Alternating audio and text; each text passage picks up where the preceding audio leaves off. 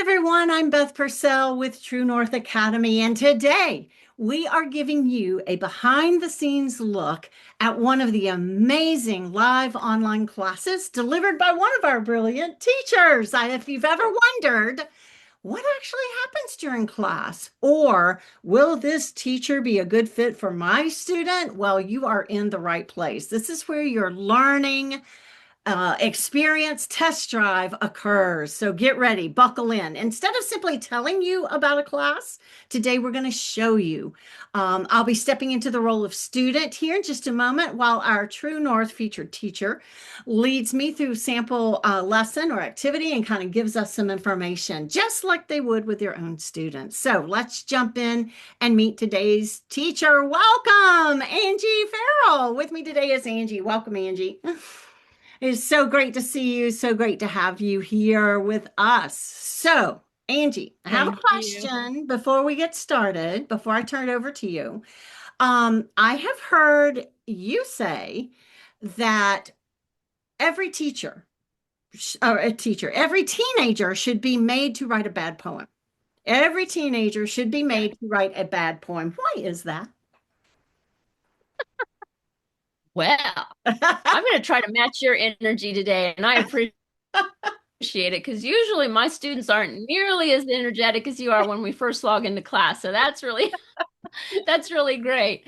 Um, well, that is one great thing about teaching, though, isn't it? We can mirror that, and they can mirror it back to us. So, yeah, we spend our days surrounded by all this perfection, right? Especially in the age of social media. We see it on the screen, but the truth is, the first step towards beauty is almost always a clumsy and awkward or even bad first draft. So today I want to talk about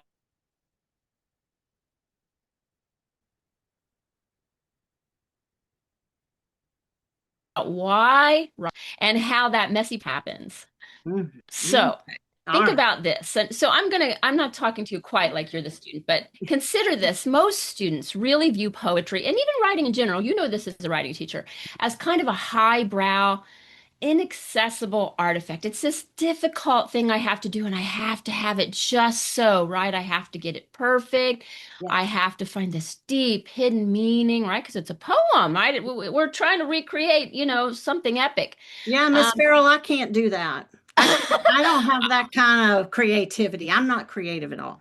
I understand that. And it's doesn't surprise me that you would feel that way because when we think of poetry, we don't think about terrible poetry. We think about Frost and Longfellow and Shakespeare, right? Hmm. And we have these very high level examples at our fingertips, and we think that that's what we're supposed to recreating. And so while it's fun to read those poems, when it comes to writing them, we fear the blank page. And I think that's true not just for poetry, but really even just writing in general. You, I'm sure, could confirm that in your experiences when you've sat down to look at that blank page, that we sometimes forsake the good or even bad because we're trying to create the perfect. So, Hmm. the first thing I want you to understand is that poetry is one of the first of all, we need to understand the purpose of poetry, okay? Poetry is the way that humans speak of things like awe and grief and love, deep emotions, Hmm. and our longing for God. And it allows us to explore this paradox of living, right? The idea of suffering and redemption in the human experience. And so poetry does have a rare, unique purpose beyond regular writing in that it's there to illustrate or mirror the created being made in God's image. And we, as poets, are trying to arrange the words on the paper in a way that reflects our authentic state, right? And poetry is important because it creates a cultural snapshot, or sometimes we call that an artifact of a certain time and place or activity that we're involved in. And so, while that's the purpose of poetry, we have to understand that writing a bad poem is part of that developmental process, that stage. Well, Okay. I It's might can do actually, that. I might can yeah, write a it's a bad poem. step in the writing process. That's the mistake that you've made all along when you stared at that blank paper, is that you thought you had to sit down and create something that was going to be this masterpiece. Right. And that is not how any writing works. The first step is always getting something on the page that probably is bad. So I wrote a really dumb poem just to get, and I did this off the top of my head when I was driving in the car because I think about what students come up with when they feel really frustrated because I've Mhm. just told them to put something on the page. And they always start with the roses are red. You remember those poems, right? Oh, yeah, Roses I are do red. that. So this is what I came up with. Roses are red, violets are blue. Teacher wants me to write a poem and I don't know what to do. I love that. Oh, now would that be an acceptable point for me to start with? Absolutely. Why not? Just put something on the page. That's why I said the process, that's part of the process. The bad writing, just dropping something down, gives you a starting point, and that's perfectly okay. It's baby steps. And then once we have something on the page, it becomes sort of soil upon which we can plant something better. We Mm. can use tools to grow our flowers, right? To curate our product. Now, I want to talk to you about this idea that writers, and I tell people this in my literature class too. Great lot writers don't just sit down and just pour this novel out of themselves. It's usually done in many, many, many drafts.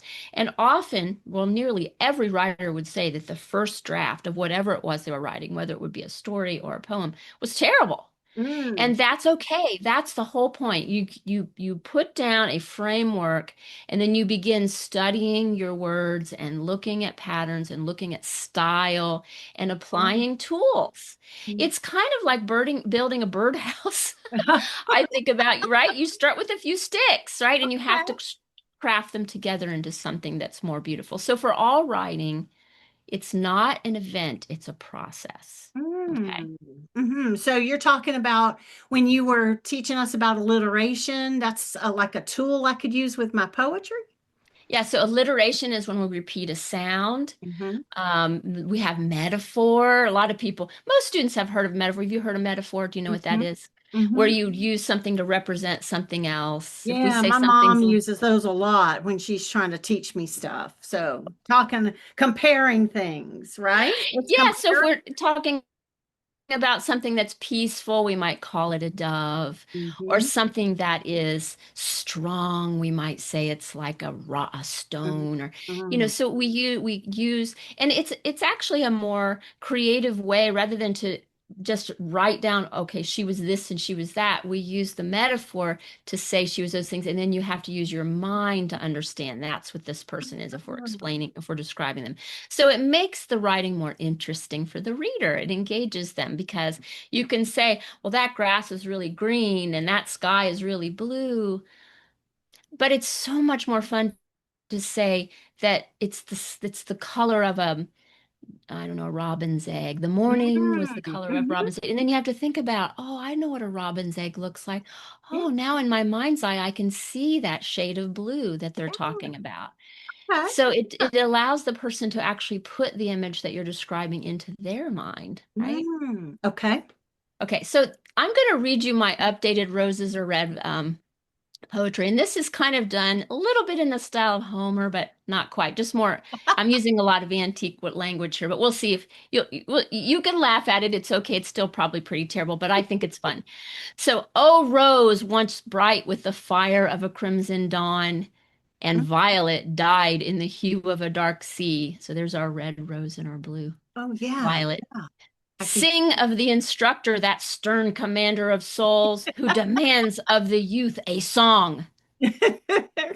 Stand as witness to my witless and wondering heart, for the command has been Mm, issued for a psalm. mm.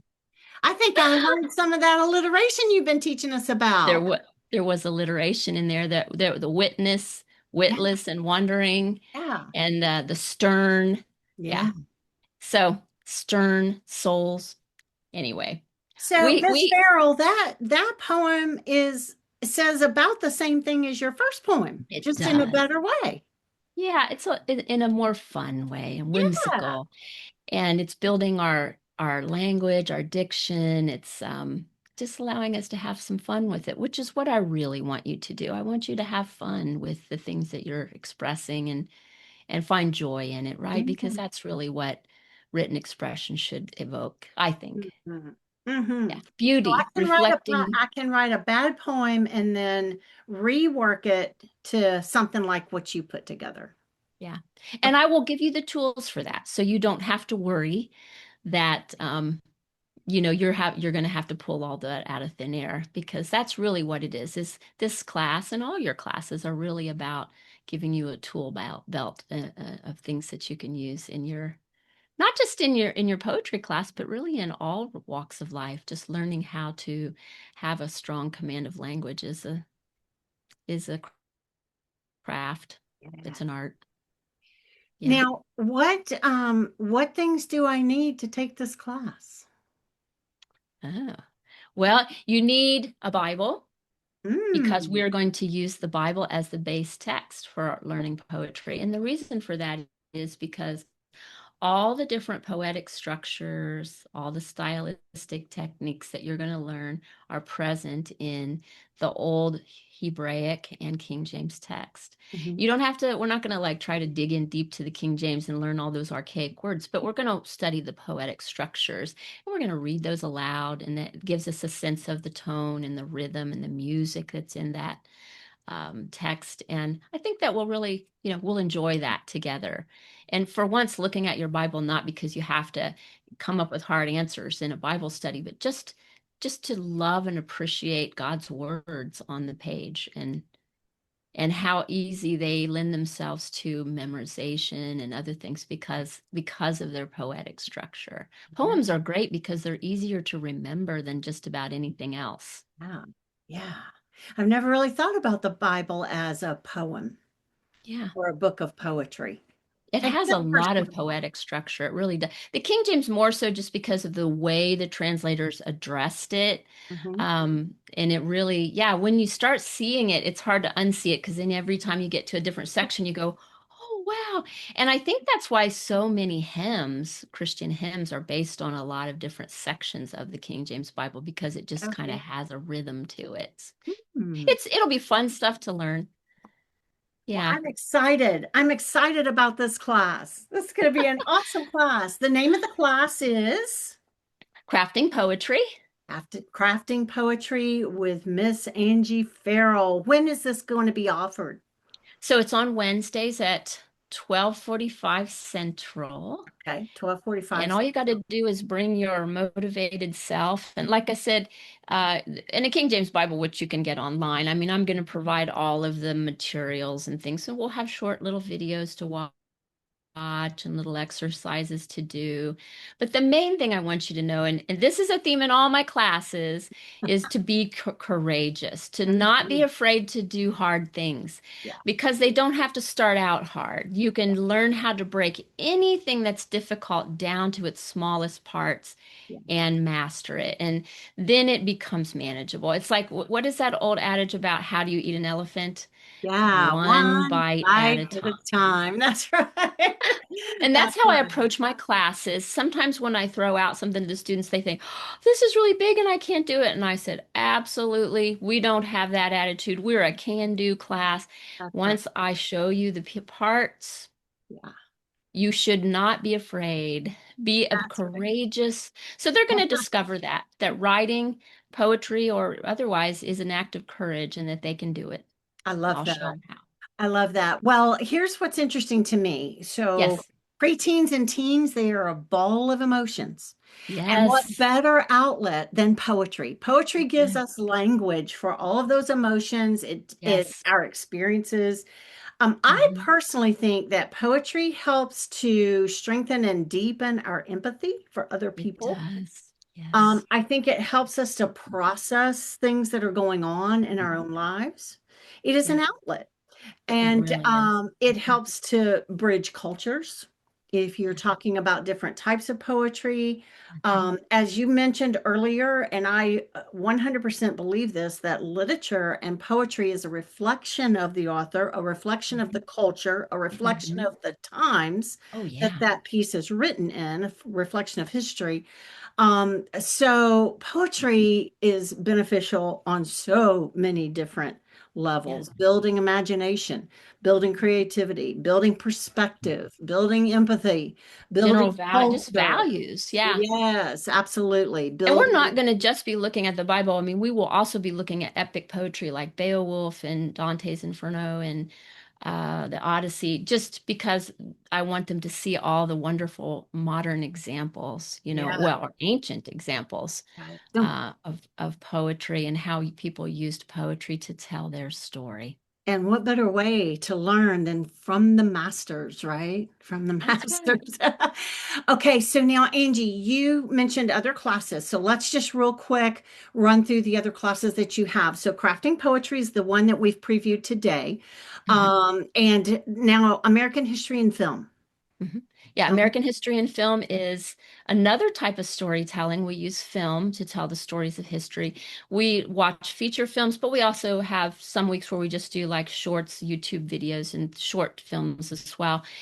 But we use video and shorts and some primary documents and other things, but mostly video for each unit. And we have a lot of fun with that. That's really a fun class. It's a fun way to approach American history because really history is just a story.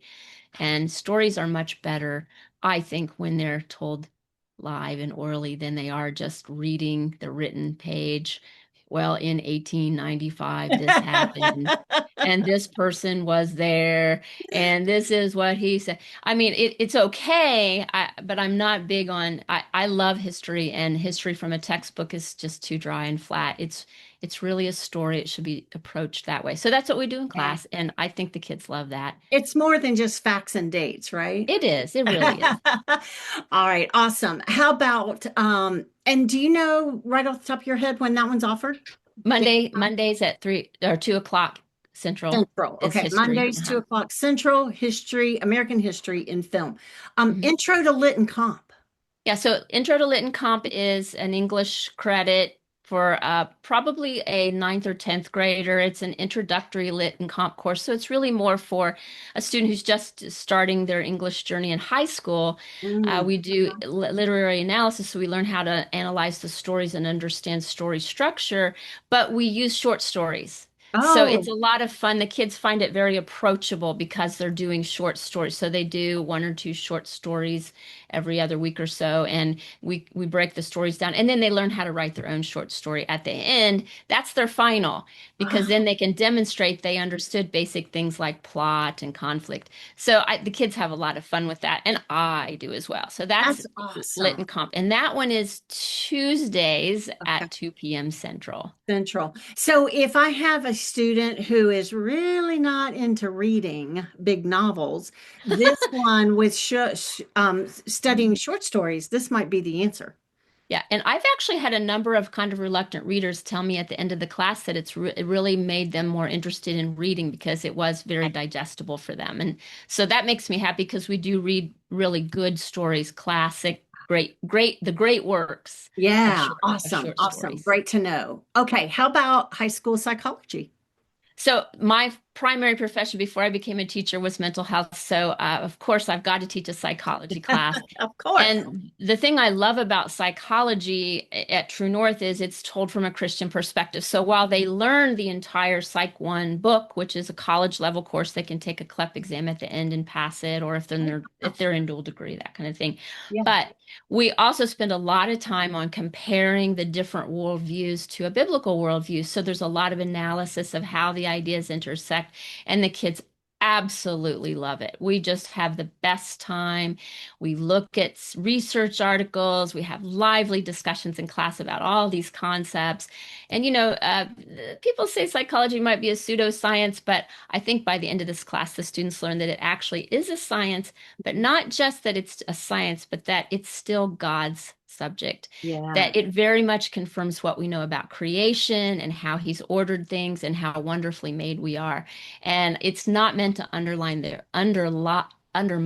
their faith. Right. It's really meant to confirm, what they already know and believe about how That's wonderfully awesome. made we are. Yeah. What a unique perspective and approach to psychology Yeah. in Love today's it. We have a world. great Awesome. time. Okay, and then tell me about writing with confidence and research writing with confidence. Tell me about Yeah. those two.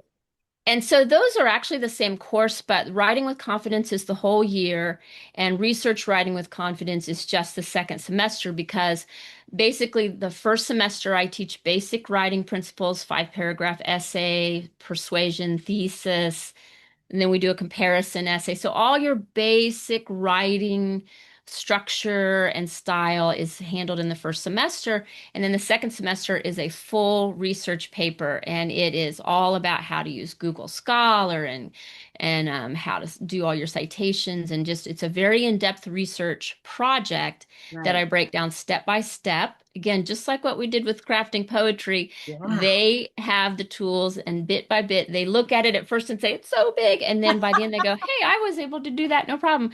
So we do the research paper. And if you are a person who maybe already has a pretty good amount of writing, you're good at writing or you understand basic writing, but you've never done anything like the research paper, and you're going off to college, that kind of thing, Mm. semester two may be all you need. And so that's why we've broken it up into two options there. Excellent, excellent. So if I feel confident with my writing, my basic writing, but I'm a little shaky on research and citations, I can just jump in January to the second semester, right? Yep. Okay, awesome. Because it's a full-grown research paper, it's topics, subtopics, subtopics, it's all Yeah, the thing. And I teach them how to use headings. They learn MLA and APA style. So excellent.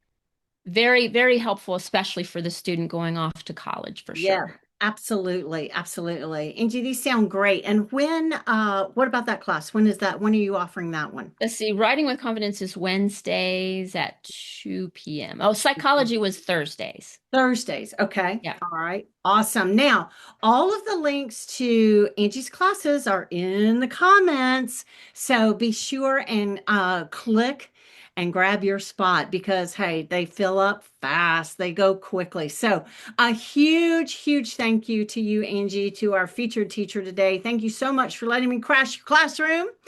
And thank You're a you fun for student. sharing with us about poetry and all the good stuff that poetry can give to us. If you think your student would enjoy learning this way and enjoy learning from Ms. Ferrell, be sure to check out the class details. Again, in the comments below will be the links to all of her classes and join us for the adventure. Spots fill fast. Grab yours today. And remember that education isn't just about learning facts. It's about discovering new possibilities and new perspectives, curiosity and creativity and growth. So thanks for learning with us today, and we will see you in our next class preview real soon. Thanks, Angie. Appreciate it. Thank Thanks. you. Bye. Yeah.